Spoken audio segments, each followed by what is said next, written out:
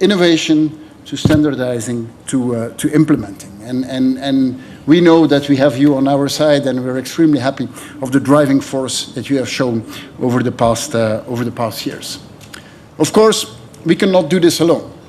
You will see here heads of governments, heads of states, but the real force we have is our private sector. And I'm extremely happy at this summit to have more than 120 of our finest companies who are present here, who will be working together between them, but also often in a public-private partnership, to making sure that we can realize the things that we announce. Very often when we announce things, it's very good. When you realize them, this is where we really make the effort. So I would like to thank all of you, and I will start with giving the word to Mette. You did an incredible effort last year in organizing it in Ashburg. We were really impressed by the gigantic turbines.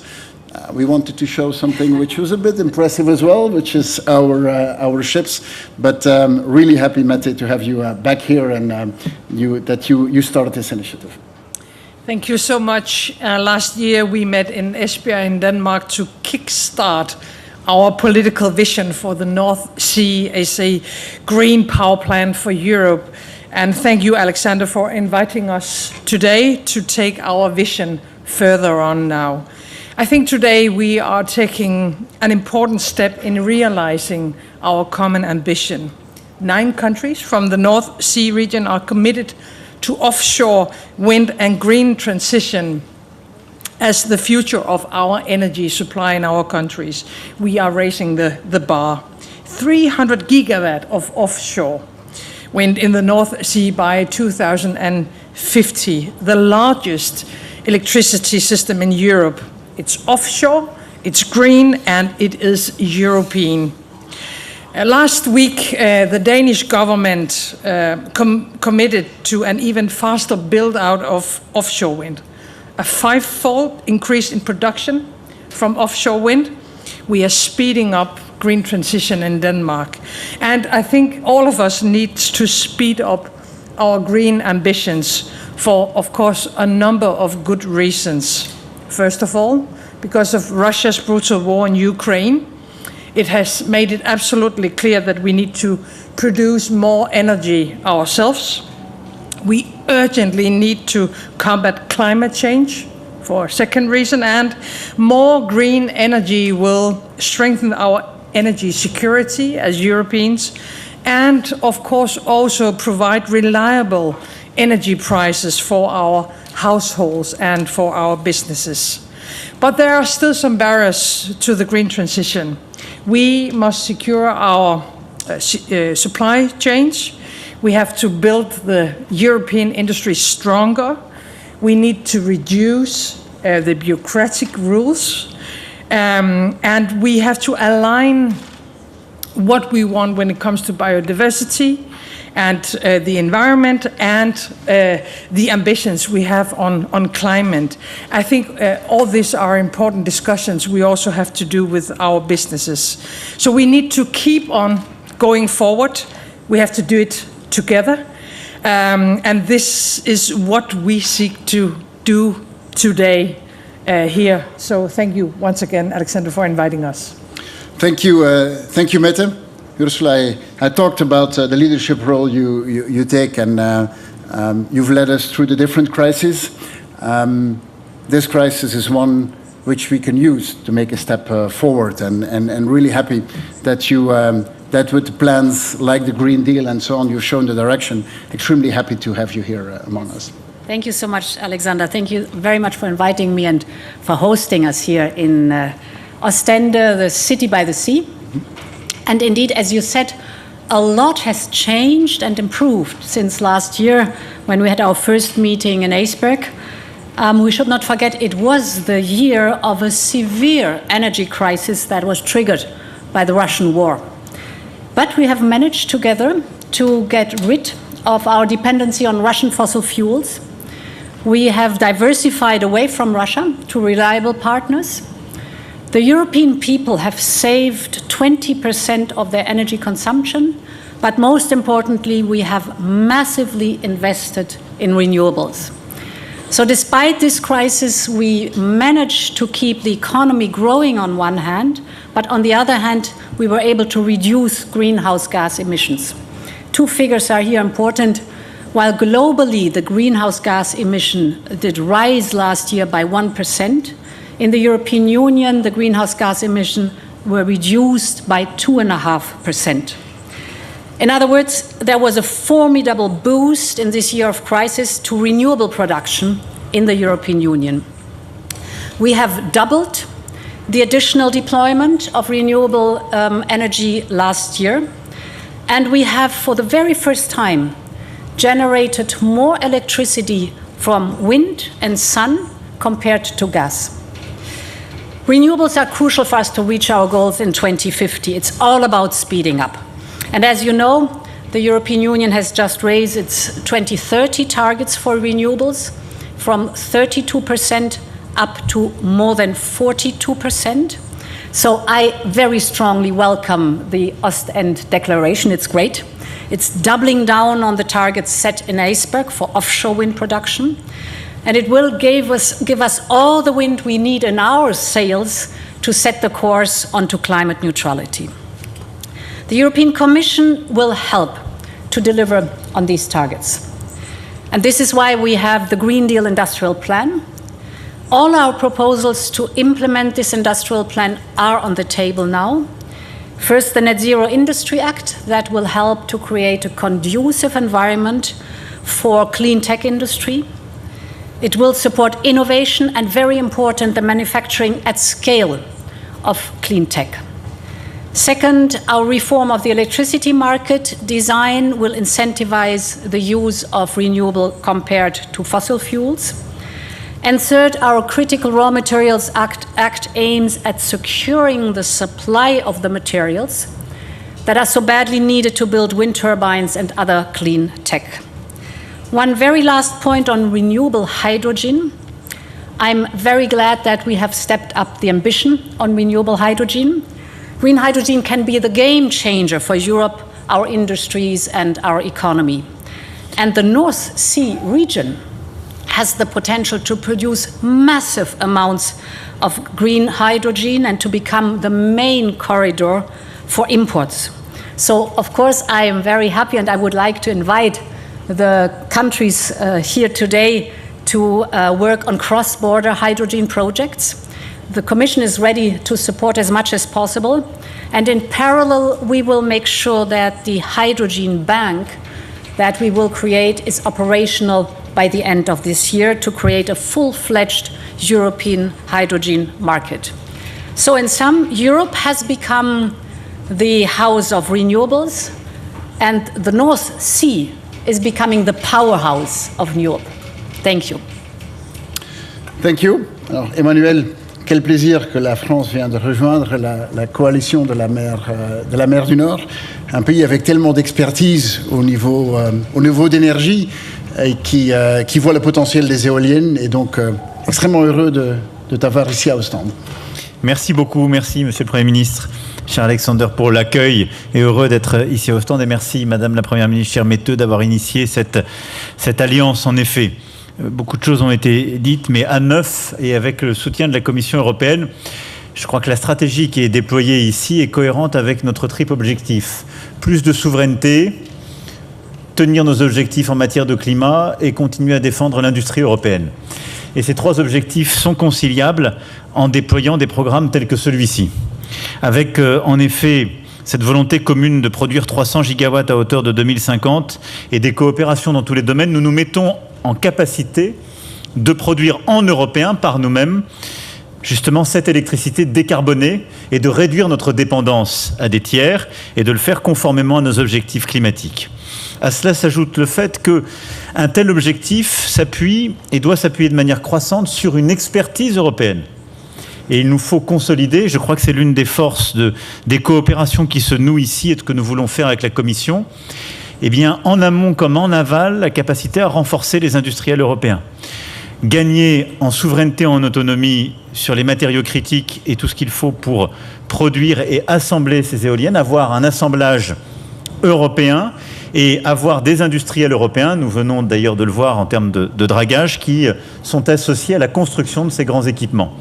Et derrière, eh bien, cette capacité de production nous permettra de produire de l'hydrogène vert européen pour nos industries. Et je crois que ce qui est important derrière cette stratégie, au-delà de la production d'énergie décarbonée européenne, c'est d'avoir une approche très cohérente et de se dire nous voulons une industrie européenne pour la produire.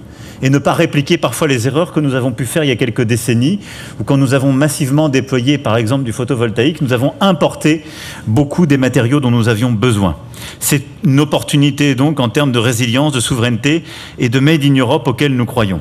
La France s'inscrit dans cette stratégie avec un objectif de 40 gigawatts pour ce qui nous concerne, un pacte éolien en mer qui a été signé il y a maintenant un an avec un investissement massif de 40 milliards d'euros sur les 15 prochaines années, 20 000 emplois répartis sur tout le territoire français, en particulier dans l'industrie de l'assemblage d'éoliennes sur notre sol. La clé derrière tout cela, et je crois que justement notre capacité à agir en européen sera déterminante, c'est d'accélérer les projets et leur déploiement. Un dernier mot pour dire que pour accompagner cette stratégie, il nous faut poursuivre, comme la Commission l'a lancé, une réforme du marché électrique européen et il nous faudra développer encore plus avant les interconnexions électriques européennes, qui est un élément clé pour nous rendre encore plus efficaces. Merci beaucoup, Alexandre. Merci. Dear Olaf, you know the Belgian coast quite well by now. A few months ago you were in Zeebrugge to visit our LNG infrastructure. We've had a very long-standing partnership on the energy domain, and I'm sure that maintaining economic activity and definitely heavy industry in Europe is for you also a priority. Schönen Dank.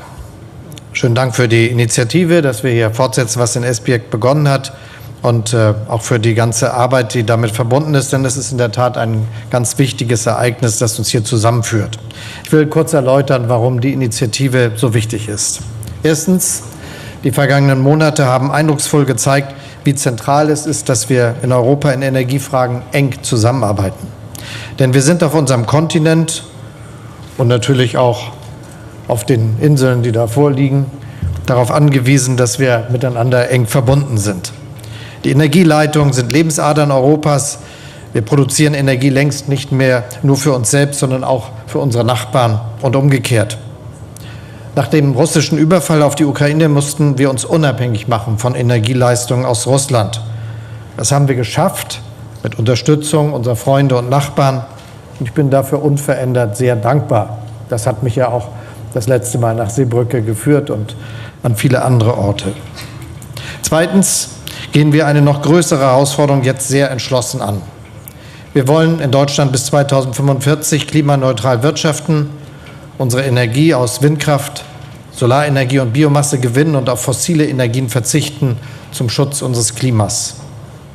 Windenergie auf See birgt dafür ein ganz, ganz großes Potenzial. Und mit der Nordsee haben wir das Energie-Powerhouse quasi vor der Haustür. Seit unserem Treffen im vergangenen Jahr in Esbjerg ist unser Kreis hier deutlich größer geworden, wie man ja an diesem breiten Podium ganz gut sehen kann. Gemeinsam wollen wir die Energie der Nordsee erschließen und bis 2030 ca. 120 Gigawatt Offshore-Windparks installieren. Dafür haben wir auch schon eine große Reihe wichtiger Entscheidungen getroffen. National und auch auf europäischer Ebene haben wir den Rahmen für den Ausbau der erneuerbaren Energien deutlich verbessert und die Verfahren beschleunigt. Ich bin ganz besonders der Europäischen Kommission dankbar für die entsprechenden Gesetzesvorschläge, die wir voranbringen konnten. Gemeinsam diskutieren wir regelmäßig in der Nordsee-Energiekooperation, wie wir den Ausbau der Windenergie und der Netze weiter voranbringen können. Unsere Netzbetreiber erarbeiten Konzepte, um Offshore-Strom und Wasserstoff an den Küsten zu nutzen, ihn dort zu produzieren, anzulanden, was den Wasserstoff betrifft. Bei aller Ambition müssen wir drittens aber auch ehrlich genug sagen, die Herausforderungen bleiben groß, sie sind immens und es bleibt noch eine ganze Reihe zu tun. Vor allem, wir müssen schneller werden. Bei der Identifikation von Flächen, bei Genehmigungen, beim Bau von Anlagen und Netzen dürfen wir keine Zeit mehr verlieren.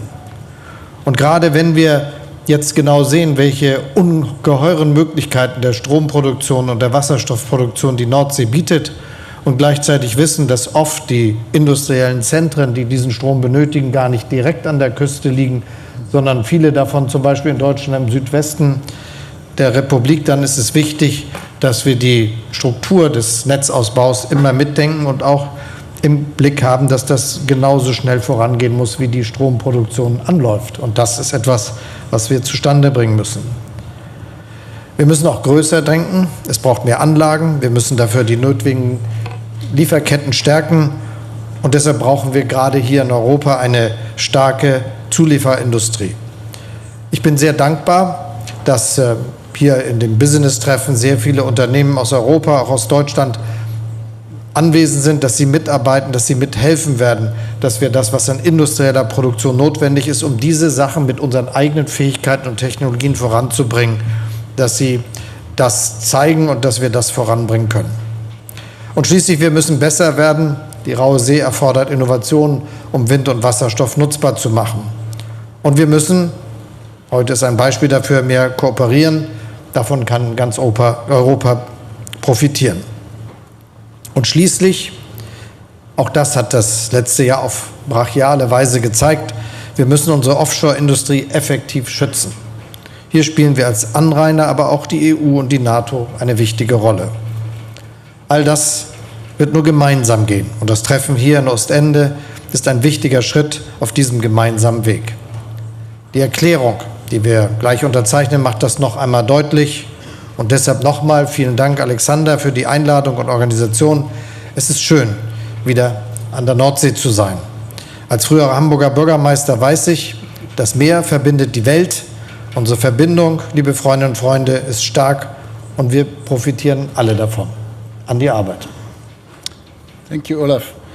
Dear Leo, you're not really a North Sea country either. But wind energy is something which Ireland knows extremely well, mostly onshore up to now, but the offshore potential, of course, is a huge one, and extremely happy that you're part of this coalition now as well. Go ahead. Thank you, Alexander. Agus Garmaga Tom an Osach Fenshaw in Ostend anew, con an Ostend Declaration of Shinu, Harkian Realtus Heron, Agus Winter Heron, our son Royd Agus, our son on Tauki.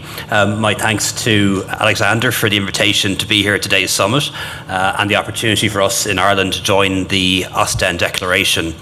And I really want to thank Belgium for its leadership in taking this initiative, but also when it comes to renewable energy. As I flew in this morning, it was fascinating to see the number of buildings here in Ostend that have solar panels on their roofs, small buildings and large buildings, and also to see the amount of offshore wind that Belgium has already.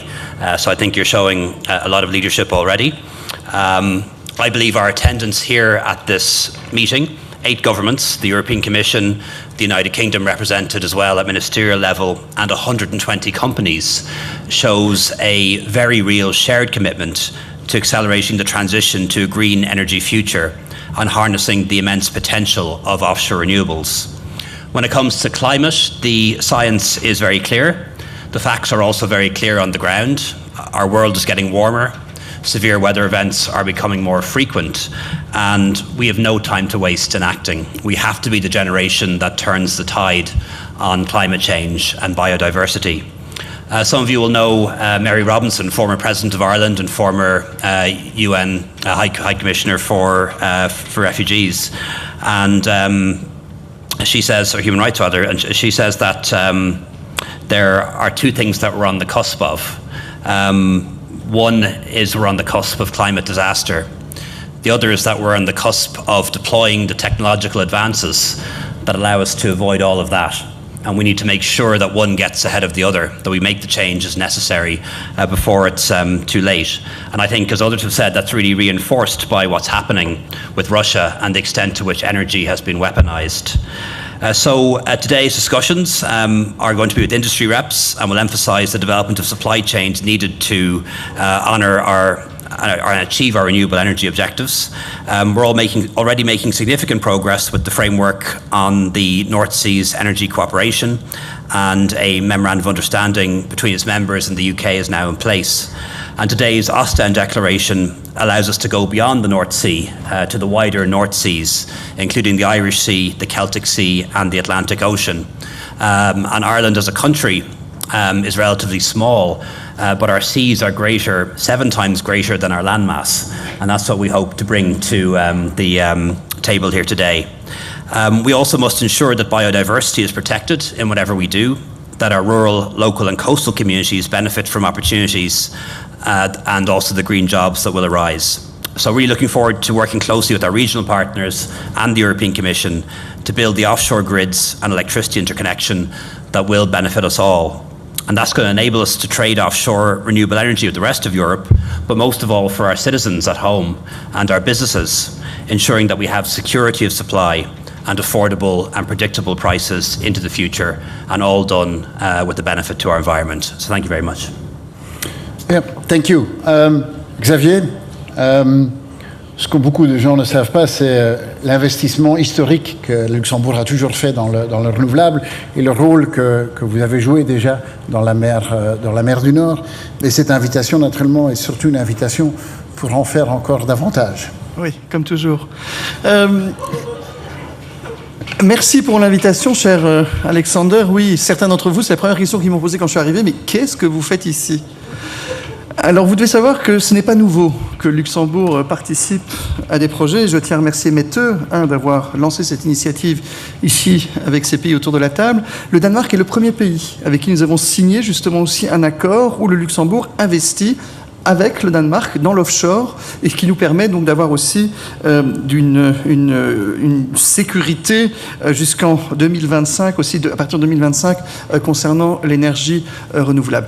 L'énergie renouvelable est quelque chose dans lequel mon pays croit. Et je dois vous dire que les efforts qui ont été faits sont importants. Nous avons triplé la production d'énergie éolienne au cours des 6 dernières années et nous constatons aussi un succès particulier dans le système d'énergie solaire où en 2021 nous avons installé 15 fois plus d'unités qu'encore en 2016. Ich habe auch bei der letzten Rede, die ich gehalten habe über die Lage der Nation in Luxemburg, auch angekündigt, dass es, und das hat der Leo vorher gesagt, als er mit dem Flieger hier über Ostend geflogen ist, wie viele Solarenergie hier in Ostend auf den Häusern auch installiert sind. Und wir sind der Überzeugung, dass heutzutage auch die Wahl, um mitzumachen, soll kein Luxus sein. Wir haben es auch angekündigt, dass der Staat auch den Leuten eine Solarpanel-Möglichkeit auch installiert und dann wird es während einer gewissen Zeit der Staat die Produktion bekommen und dann nachher werden wir es ermöglichen, dass die Leute es dann zurückbekommen, anstatt zu leihen. Das gibt es ja auch in verschiedenen Ländern, wo dann der Staat zum Beispiel auch ein Dach anmietet und hier ist dann die Möglichkeit, dass die Leute nach einer gewissen Zeit dann auch das Material dann bekommen. Wir sind jetzt bei der ganzen Analyse, um zu sehen, auch, wo es sich rentiert oder nicht, aber wie gesagt, im Moment ist noch in Europa die Solarenergie aber Ausnahme, wenn man mit dem Flieger über eine Hauptstadt oder eine Stadt fliegt und es soll für uns, die Ausnahme soll sein, dass nichts drauf ist in Zukunft. The problem that we have is when we see if it's the solar energy or if it's also the wind energy, that the production, and I'm very happy that also some of the colleagues raised up the topic. We see that the energy production, we are very dependent. We saw it with Russia coming from one kind of the products. Now we see with the LNG, even it's trusted partners, but it comes from the other side of the world, or from the south or from the west. And so I think it's very important that if we want to continue in that we also take it as a priority. Solar panels, we were leaders. We were leaders. Now China is a leader. When we see also the turbines, we have, if you look, the biggest companies, very few are European companies. The Chinese, again. We have a relation with China which is for the moment okay, but can tomorrow also be less good. If that's the fact, again, we need really strategic autonomy on our economy and also putting priority on the production of European, made in Europe, also on the capacities of the needed machine and engines to do it. So I just want to thank you again for inviting us here. We see all of us that the climate crisis, is something I remember we watched it on TV. It was in Nicaragua, it was in Australia, it was in New Zealand. It's in Europe. And it's not yesterday or tomorrow or in 5 years. It is now that we have to act. and even if it's not too late. So I really hope that we will continue. You can count on Luxembourg, and as you said before, we already have a project, well, not a project, we signed with Denmark, and you will have we don't I have to admit, we don't have the Luxembourgish Sea, and the Moselle and the Sauer is not big enough to have windmills on them. But if we are useful, we will continue to be useful. And this is also an invitation for other colleagues who have no seas. You don't need to have the seas. If you have capacities to do common things, we will make bigger things together. So thank you very much for the invitation. Thank you. Mark, die Noordzee die delen wij tussen België en Nederland en heel veel activiteiten op die Noordzee. Ja, daar zijn we heel sterk met elkaar verbonden. Zoals in zoveel thema's waar heel vaak landen als België, Nederland en Luxemburg samen met elkaar optrekken. Dus heel blij om jou hier te hebben en om al die Nederlandse expertise in economische activiteiten in de Noordzee, om die deel te hebben van onze coalitie. Dank je, Alexander. On a working visit to the second Maasvlakte in Rotterdam last week, I personally saw how much work energy companies and grid operators are already doing to prepare us for a fossil-free future. They are building wind farms, they are starting operations and developing at the same time the infrastructure we need so that Europe can benefit from the North Sea as a natural source of energy. The Lion Link project, which we are announcing today, and it is to connect the Netherlands and the United Kingdom, is a good example of these efforts. And they are sorely needed. As you said, Leo Varadkar from Ireland, the IPCC's recent work shows we need to step up our climate efforts. And that means moving towards sustainable energy supplies. I would also add that the Russian invasion of Ukraine has made this all the more urgent. We have to make sure Putin no longer has the means to exert pressure on us by turning off the gas tap. And producing clean energy is the best way to achieve this. And the enormous potential of the North Sea region is indispensable here. And thank you, Ursula von der Leyen from the European Commission, that you are willing to do everything to support that whole endeavor. And that's why it's good that we've come together here in Oostende.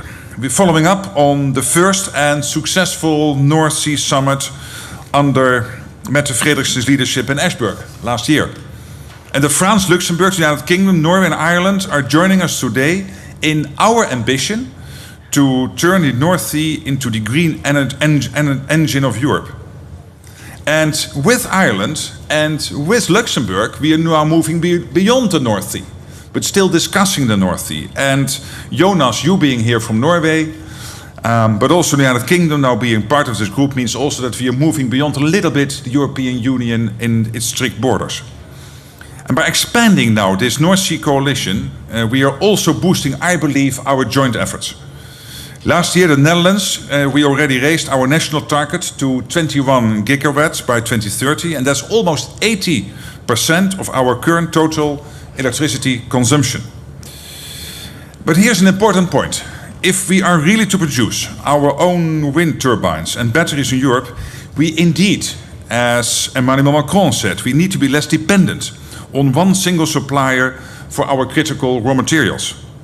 And it is Olaf Scholz who is consistently pleading to remove barriers in permitting procedures so we can speed up our energy projects. It's important here, I believe, that we strike the right balance between nature, fisheries and energy. It's not only North Sea countries that today's agreements are connecting. We can also see and use the North Sea wind energy to produce green hydrogen, which could provide renewable energy to other countries in Europe. So I really believe, Alexander, that meetings like today are vital in this, to share plans and see where we can join forces. So I'm looking forward to our discussions, but again, thank you for organizing this follow-up meeting and to bring us together here, but also for the very warm welcome you provide us. Thank you. Thank you. Dear Jonas, you've been a long-term partner of the European Union in all questions related to energy, and especially last year. And I think there's a warm thank you from all of us in the role that Norway has played in helping us to get through this crisis. But there's so much more that we can do.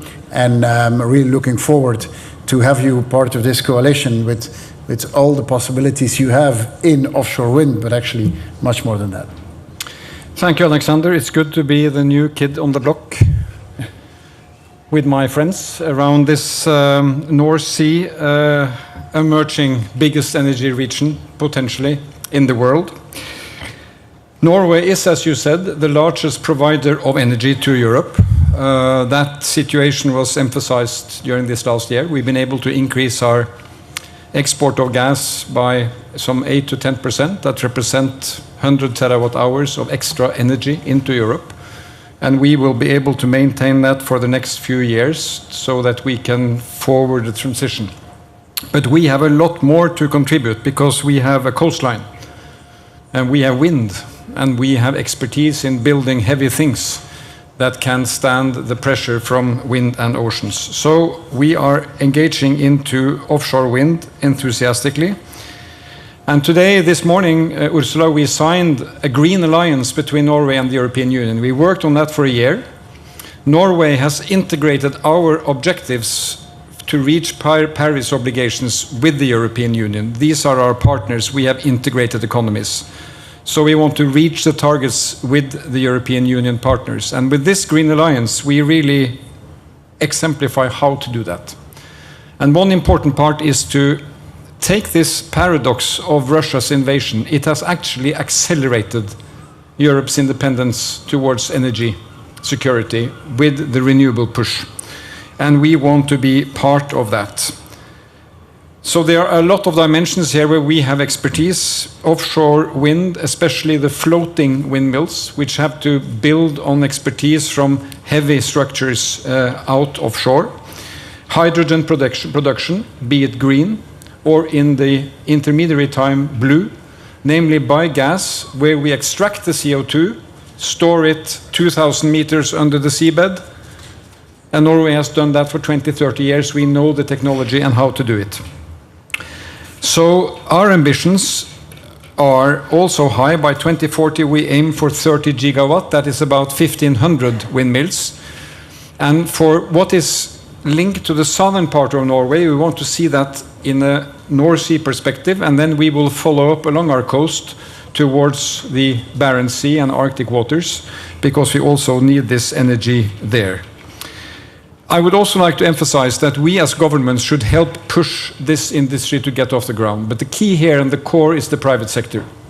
And I would like to salute you, Alexander, for having followed up what Mette did last year in Esbjerg. And here it is even more impressive, the number of companies with world-class expertise. I'm happy to see there are 10 to 15 Norwegian companies, and they will contribute actively in the side events which are around here. So we are building value chains.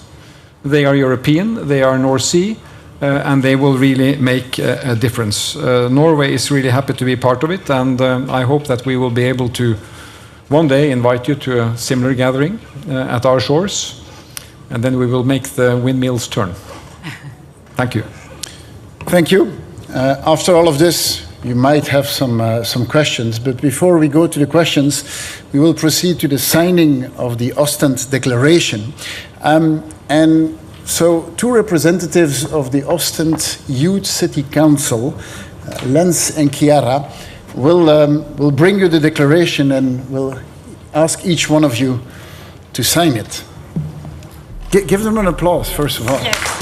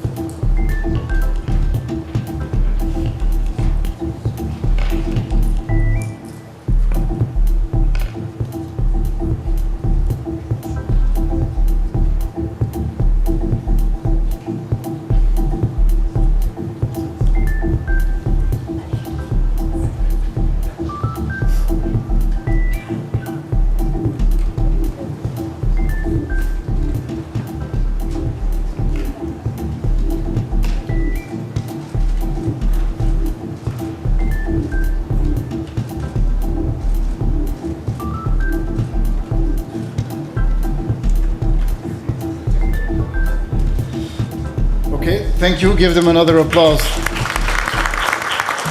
Doing this. Excellent job.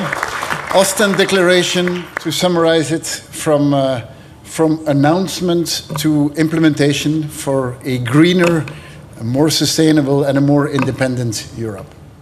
Hey.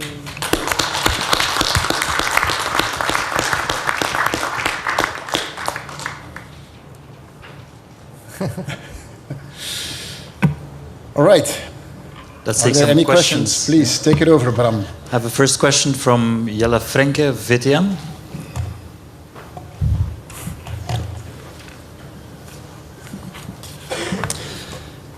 Prime Minister, Belgium is considering a legal procedure against France concerning the construction of a wind farm in the North Sea at Dunkirk. That's not really a proof of collaboration and stepping up ambition. What is your position on that legal procedure?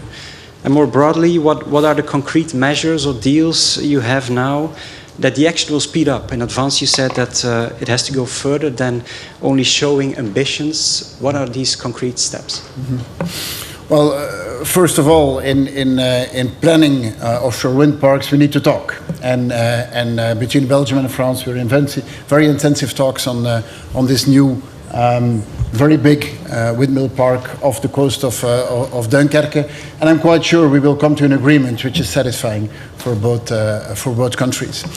When I say from announcement to action, what we need to do is to standardize and industrialize. This offshore wind industry is one which is very much innovation driven. It will remain innovation driven. But the biggest gain today is in speeding up the building. If we want to speed up the building, you need to standardize it. That means standardizing the zoning, standardizing the tendering, standardizing also the security measures that we need to take to secure these industries, standardizing the financial model, which makes it easier to finance it, and then synchronize between us. If we decide to build all at the same time, the industry gets in trouble. If we plan it in the right way, we can scale up. Today, we have a capacity to build approximately 7 gigawatts per year. If we want to achieve our ambitions, we need to get to 20 gigawatts per year. It is possible with our private sectors, but we need to help. And this is, to me, the main goal of this summit, is announcement, yes, but especially synchronizing better and making sure that together we can go from announcement to speed. I have a second question by Ole Rieborg, DR.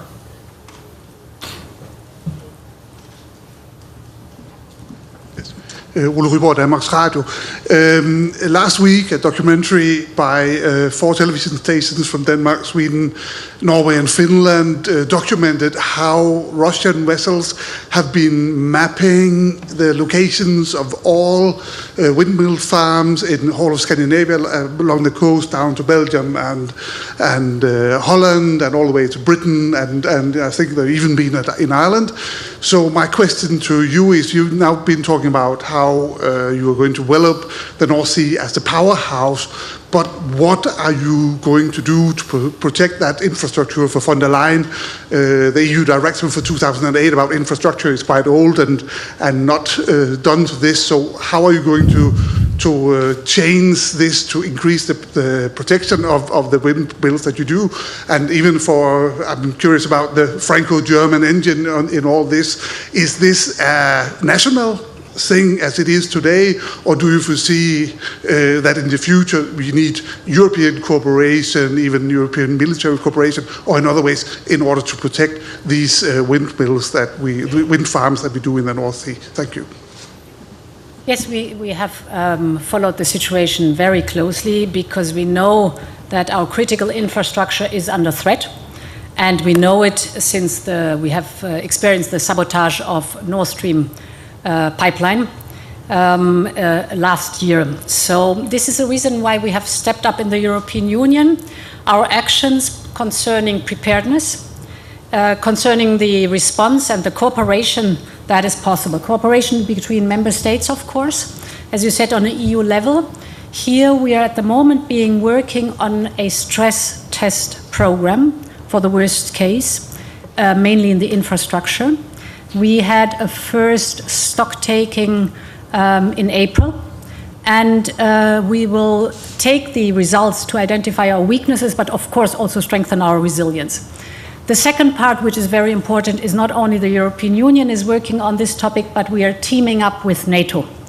And with NATO, we have created a joint task force, basically working on the same principles I've just explained, but it includes the whole possible range of threats, for example, also the topic of cyber threats concerning our key sectors, and namely also, of course, energy. The EU-NATO experts are at the moment working on a program for coordinated resilience, and the results of this we will present to you, the leaders, at the NATO summit, which will then take place in July. So you see, we've really stepped up because we know it's crucial and critical that we are up to date there. Just one word to say that we do believe this is a matter of security for all of us. So we are available, and by the way, we coordinated this type of effort with Norway and some other players when it happened indeed a few months ago. And we are still available. It's part of our national defense strategy to be precisely involved in the defense of critical infrastructures for energy and telecommunications. And it's part as well of the topics we put on the table on this European political community in Prague. It raised as one of the critical topics, and this is something we will discuss in Chisinau as well with all the players. It seems that the concept of... Oh, sorry, please go ahead. Not much to add from my side, just saying that we already invited NATO and the European Union to work on this topic, which Ursula von der Leyen already reported, and they are already working to find a procedure how we cooperate in this field. And also on the national level, we took a lot of decisions how we will be more able to understand the situation and all the dangers, cooperating with others, especially with Norway in one case. And so you can be sure this is a question of high priority. It seems that the concept of scientific research is quite a broad one in the North Sea. But this is one of the topics which is part of this Ostend Declaration, is that we need to look at building insecurity by design. I think the new investments we do in offshore wind, in cables, in pipelines need to be secured by design. This was not a priority 15 years ago. It's quite clear that it will be a priority in the years to come. Next question is by Alexandra von Namen, Deutsche Welle. Thank you very much for the question. A question maybe to the Danish Prime Minister. Can you tell us more about the results of the investigation in the Nord Stream pipeline attack? Because it's been a while, we're not getting any results, and don't you think that not showing a complete transparency that could be playing into Putin's hands? Thank you. Thank you for that question. As you probably know, there's still an investigation going on this topic. It was quite dramatically when we found out about it. But the investigation is not finished yet, and therefore the authorities are not able yet to say a word about it. And we don't know when the results will be there or if there will be a result, so we have to wait a bit more. Well, I think a lot of us have been asking questions about, since the beginning of the war, will this be in the hands of Putin? Will this support the wordings from Moscow? And in all questions, I don't believe in that way of seeing it, because if the authorities are not capable of saying anything about the investigation yet, then they are not ready to do it. And in our countries, we have to respect, of course, that the authorities have some measures and have some decisions to make, and the political level have other measures and other decisions to make. So, no, I don't agree with you, but the investigation is still going on. A question from Pierre Benazet, Radio France.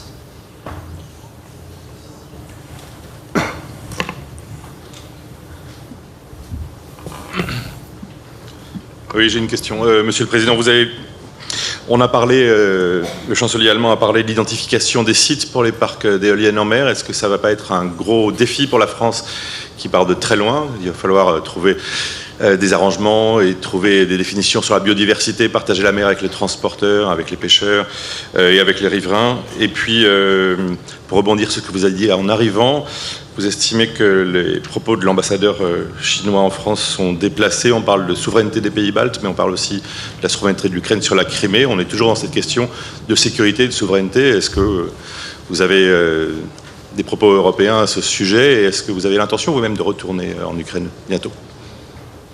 Merci beaucoup. Sur votre deuxième question, je crois qu'il y a une clarté de tous les Européens sur ces sujets pour éviter ces propos excessifs. Et il y a une condamnation unanime des pays qui étaient concernés comme de l'ensemble de nos ministères des Affaires étrangères. Évidemment, je retournerai dans les prochaines semaines, prochains mois, dès que nous aurons défini avec les partenaires européens et le président Zelensky le bon moment en Ukraine. Et à chaque fois, j'ai veillé à avoir une approche utile, c'est-à-dire être présent en Ukraine pour apporter des résultats ou à des moments qui étaient décisifs.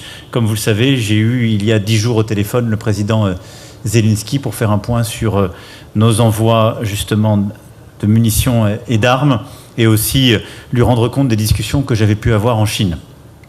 Pour ce qui est de votre première question, nous avons lancé cette stratégie reposant sur l'économie d'énergie, le nucléaire et le renouvelable il y a maintenant un peu plus d'un an et demi. Elle s'est déclinée par un pacte éolien en mer en mars 2022 et l'attribution de 20 gigawatts d'ici à 2030. Et donc ce pacte a commencé à préidentifier des lieux au-delà de ceux qui faisaient déjà l'objet de développement et investir 40 milliards d'euros au cours des 15 ans à venir sur ce sujet. Et donc dans le cadre de la planification qui sera annoncée avant avant le début juillet, nous aurons à déployer justement sur de nombreux sites cette stratégie dont l'objectif, comme je le disais tout à l'heure, est d'avoir une capacité de production de 40 gigawatts à horizon 2050. Et donc c'est de poursuivre l'effort qui a été annoncé il y a un an. Vous l'avez très bien dit, le défi, et c'est le cas d'ailleurs pour tous les collègues, c'est d'identifier des sites qui sont compatibles avec les éléments de biodiversité, les tracés pour justement les activités commerciales et l'activité des pêcheurs. Ce qui apparaît clairement, c'est que nous avons une capacité de le faire en planifiant et donc en prévoyant, et nous avons d'autant plus de capacité que nous avons 4 grandes façades maritimes, ce qui nous donne aussi une liberté, si je puis dire, de choix, une capacité à négocier plus large. Donc oui, l'objectif que j'ai donné est bien celui que nous délivrerons et sur lequel nous avons des capacités à faire. Theresa Munch from DPA for the next question, please.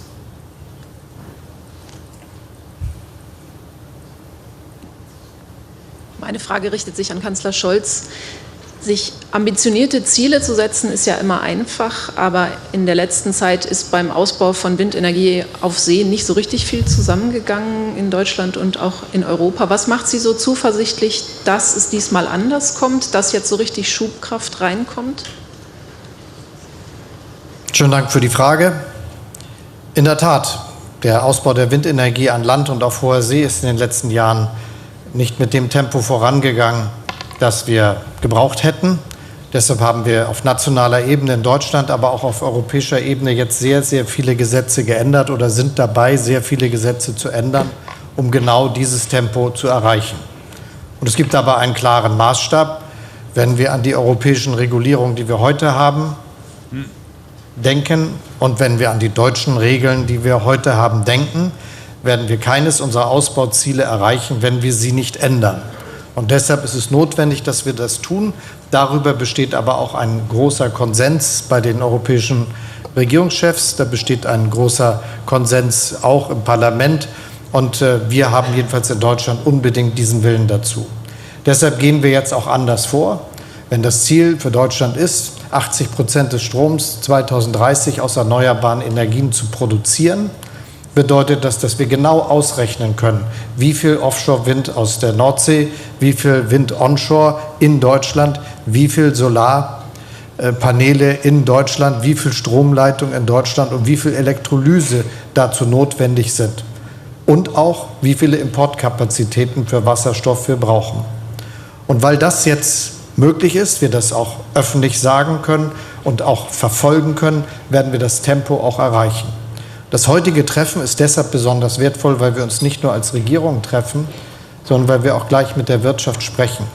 Denn wir müssen ja sagen, jetzt geht's los, jetzt findet das statt, jetzt gewinnen wir die Geschwindigkeit, die wir dazu brauchen. Und während wir das tun und während wir Gesetze ändern und Planungen ausbauen, um das zu erreichen, muss in dem gleichen Augenblick überall in Europa in Unternehmenszentralen die Entscheidung getroffen werden, wir setzen da drauf, das wird wirklich passieren, wir bauen unsere Kapazitäten aus, wir investieren in Forschung und Entwicklung. Und diesen gemeinsamen Moment, den schaffen wir mit dem, was wir unter anderem heute tun. Und deshalb bin ich sicher, es wird klappen. Have Naomi O'Leary of the Irish Times.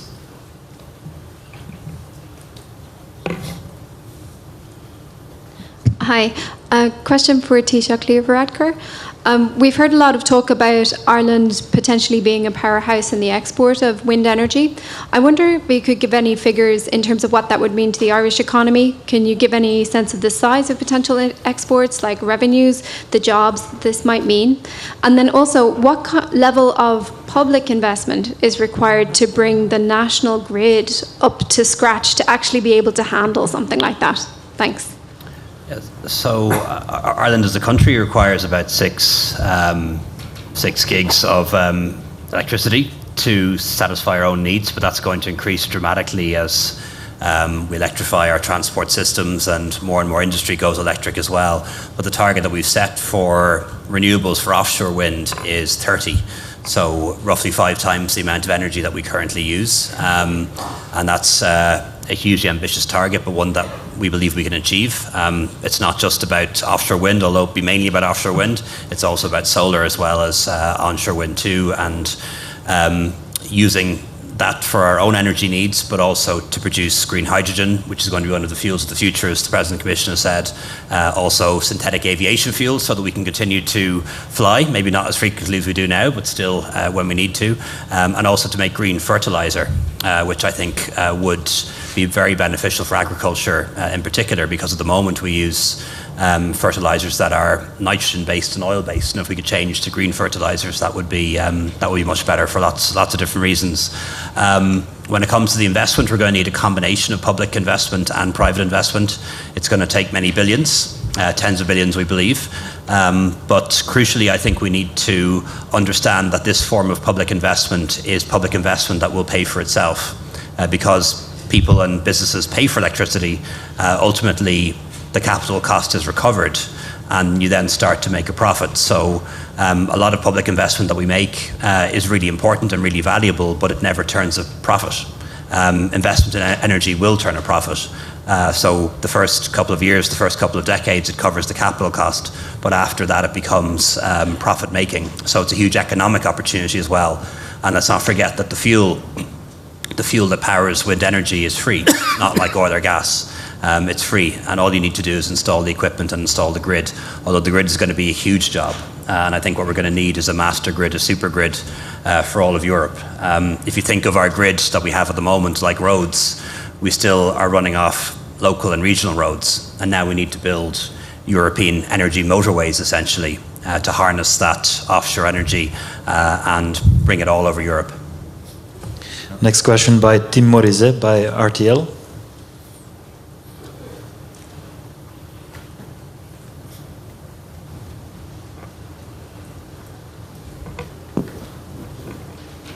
Hey. So Luxembourg is currently importing 80% of its electricity from abroad. How can nations like Luxembourg, smaller nations, profit from this cooperation? Is that going to mean 100% green energy imports in the future? So I'm very proud to tell you that we were able last year, for the first time in our history, to have renewable energy covering all the private households. This is new for Luxembourg. This was not the case before. I think that to say that the whole economy and industry will be covered by renewable energy tomorrow would be a lie. So we are looking for all the opportunities that we can have to see. This is with Denmark, where I told you that we signed an agreement. This is why I'm sitting here, where we try to find, to push also the colleagues. So it is important for the continent, but it's also important for Luxembourg. We saw how dependent. I just want to remind, because I think we forgot that a few months ago we were asking ourselves when will be a possible blackout on energy. We all forgot. But that was a situation we had where we were, and thank you, Ursula, for all you did with the commissions to see how we would be able to continue to produce, to have energy, and trying not to punish or to do obligations, but trying to sensibilize people to reduce the energy. And we were able. So I think it will be a mixture of renewable energies from here, renewable energies, as I told you before, with initiatives that we want to have with solar panels also on the different households, and different projects with Denmark and with other countries. Also the hydrogen is a future where we have to see where we can work together. There are some energy sources, as you know, we don't believe in it. We don't think that they are sure and green. But there are so many opportunities. That's the reason why I'm so happy to be here today, to support these kind of initiatives. Next question by Petra Jan Broers, ANP.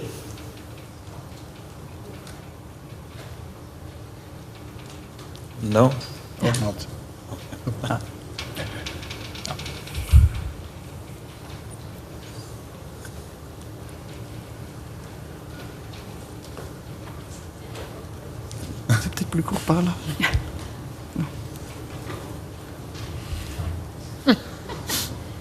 Hello, everybody. My name is Petra Jan Broers, ANP.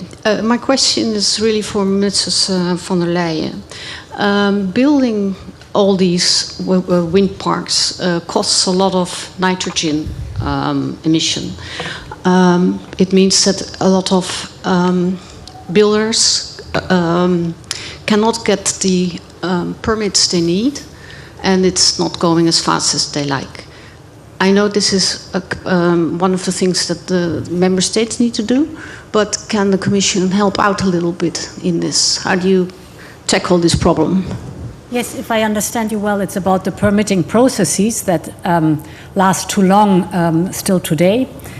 This is the reason why together we have introduced an emergency law last year that says basically that member states are able to define so-called go-to areas. And if these areas are defined, there is legally an overriding public interest. And this makes it possible that the permitting processes can be reduced to less than 1 year. This was the emergency regulation we did last year. Now we have transformed this transformed the emergency regulation into the so-called RED 3, Renewable Energy Directive 3. This has just been agreed, so it's now cast in law, and this gives a big advantage to have slim and fast permitting procedures for example, the building of wind parks that are necessary. I have a last question by Simon Ecken, NRK.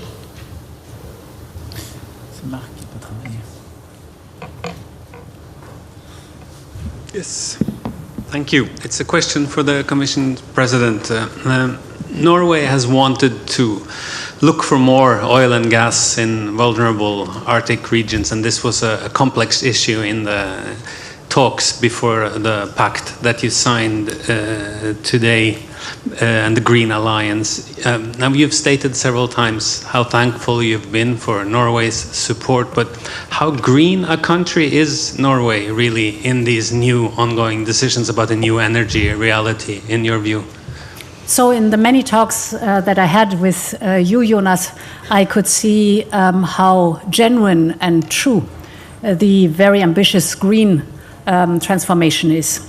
And yes, of course, you are a resource-rich country, what, for example, gas is concerned.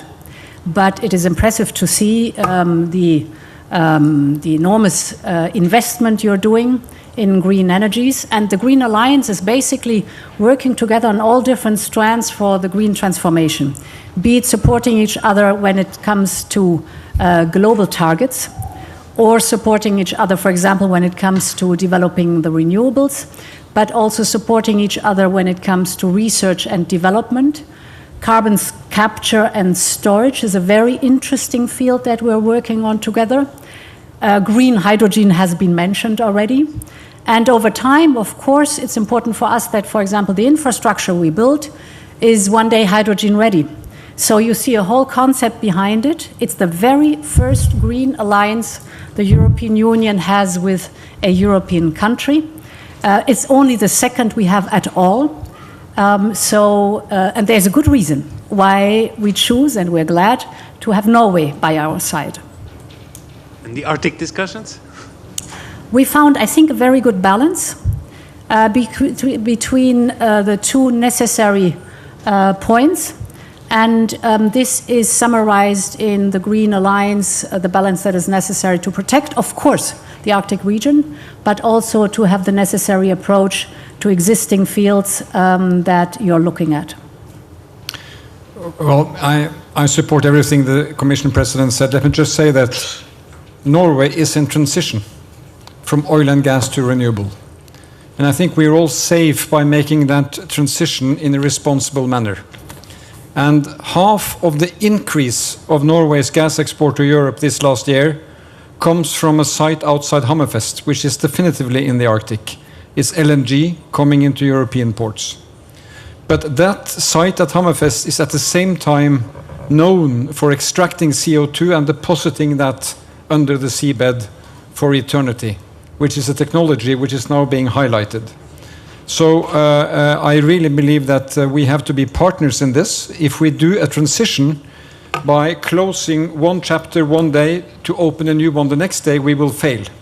And I think one part of the vulnerability for Europe last year was that when Russian gas disappeared, there was not enough renewable to fill the space. Now we are moving ahead impressively to fill that space, and Norway will do its part in that green transition. Okay, thank you. Don't run away. There is a press conference of the energy ministers as well, and it would be sad if they would have an empty room, so please stay around. If I can just ask my colleagues to do a last group picture together with our two representatives of the Youth Council, and then we will move out.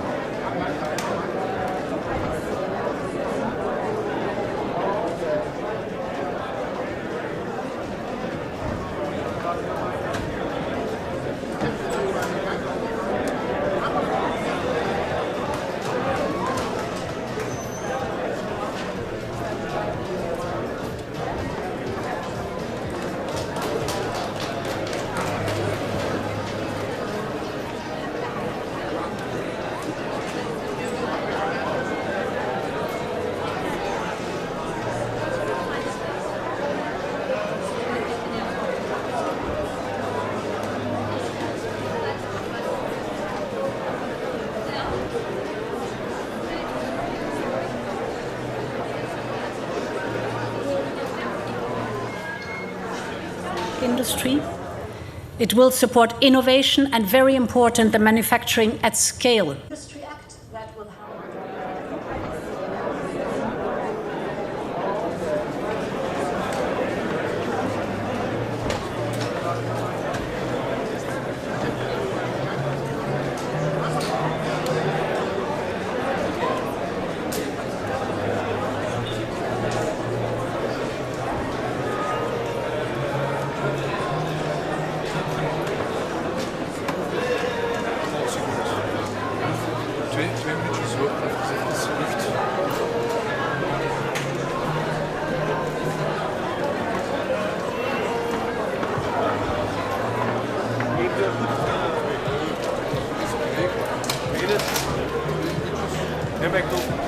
Ik bedoel één deel of twee deel. Eén en wat dan ook is.